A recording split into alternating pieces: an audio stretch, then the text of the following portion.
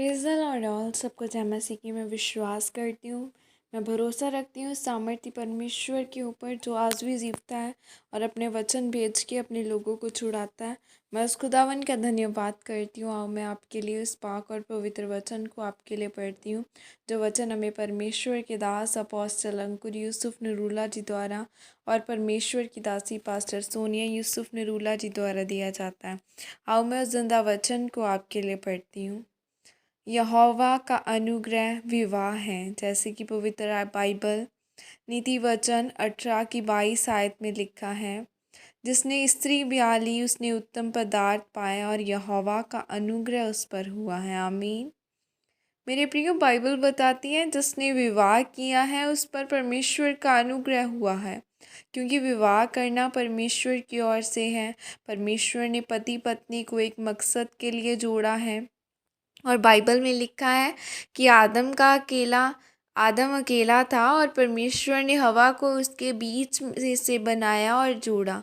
लोगों को लगता है कि विवाह करना मतलब मुसीबत में फंसने वाला काम है। सबसे पहले सफल होने का एक ही कारण है, जब वह चीज़ें आप अपने दिमाग में भर लेंगे जो वचन में लिखी हुई हैं, फिर ही आप सफल होंगे। जिस तरह आपको चंगियाई कैसे मिलती है, जब आप विश्वास करते हैं कि यीशु मसीह के कोड़े खाने से मैं चंगा हो चुका हूँ।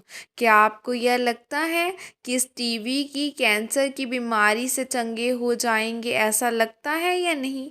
नहीं लगता। लेकिन जब आप चर्च में आते हैं और सुनते हैं कि प्रभु यीशु मसीह के कोड़े खाने से हम चंगे हो चुके हैं, फिर आप चंगे होते हैं या नहीं होते हैं? एक नशा बेचने वाला, एक हत्यारा, एक पापी बदलता है या नहीं? हाँ, बदलता है। कैसे बदलता है? जब वह वचन पर ध्यान लगाता है और उस पर चलता है, तब वह बदलता है। उसी तरह से आपको यह समझना है कि विवाह जो है वह परमेश्वर का अनुग्रह है, क्योंकि जब तक आपके दिमाग से यह नहीं निकलता कि विवाह एक अनुग्रह नहीं है, विवाह करवाना एक फंसने वाला काम है, तब तक आपकी व्यवहारिक ज़िंदगी आशीषित नहीं होगी, शांतिदायक नहीं होगी। मेरे प्रियो, आपकी ज़िंदगी में परमेश्वर की पहली योजना यह है कि आप आशीषित रहें।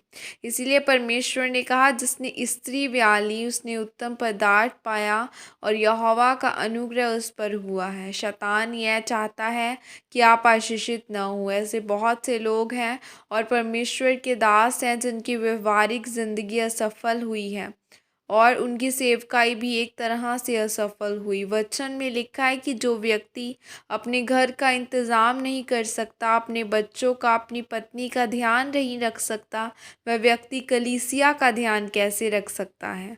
क्योंकि परमेश्वर संतुलित लोगों को सेवकाई के लिए इस्तेमाल करता है। जब आपकी ज़िंदगी और आपका परिवार संतुलित हो नहीं है, तो आप एक बेकार विश्वासी हैं।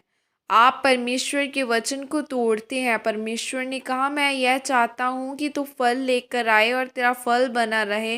इसका मतलब परमेश्वर यह चाहते हैं कि जो पति या पत्नी आपको परमेश्वर ने दी है, परमेश्वर चाहता है कि आप अपनी ज़िंदगी में आशीषित हो सके। आमीन। यह प्रार्थना आपके द्वारा की जाए। सर्वशक्तिमान परमेश्वर, इस वचन के लिए पिता मैं आपका धन्यवाद करती हूँ और प्रार्थना करती हूँ कि आज से मैं अपने व्यवहारिक ज़िंदगी में आपके वचन को पूरा करूँ, आशीषित जीवन जी सकूँ। आप मुझे अनुग्रह दें। प्रभु यीशु मसीह के सामर्थ्य नाम में मांगती हूँ। आमीन। हालेलुया। आज इस दुनिया में बहुत से लोगों ने थॉट्स बनाए हुए हैं कि आज लोगों की, बच्चों की ज़िंदगी में यही चलता है कि कोई लड़का कहता है कि मैं तो शादी करा कर फंस जाऊंगा, और जैसा उसने सुना होता है वही थॉट्स उसके दिमाग में चलते हैं कि शादी कराना मतलब फंसने वाला काम है, मेरे ऊपर बोझ आ जाएगा। लेकिन बाइबल कहती है कि जिसने स्त्री ब्याह ली उसने परमेश्वर का अनुग्रह पाया। खुदावन ने कितनी बड़ी बात की है अपने वचन के ऊपर कि उसने उस पर यहोवा का अनुग्रह हुआ है। बाइबल में लिखा है कि आदम का अकेला रहना कठिन था, उसका अकेला रहना, उसको कोई साथी चाहिए था, तो परमेश्वर ने उसमें से हवा को निकाल के बनाया। देखो वो कितना महान परमेश्वर है, जिसने आपके लिए सोचा, आपके लिए आदम के लिए हवा को बनाया और हर एक के लिए पार्टनर ठहरा। सो आपको खुदा के वचन के ऊपर चलना है। खुदावन आपको ब्लेस करे, बड़ी गवाहियों के साथ खड़ा करे, एक अच्छे मसीही बनना है God bless you all, praise the Lord, जय मसीह की सबको।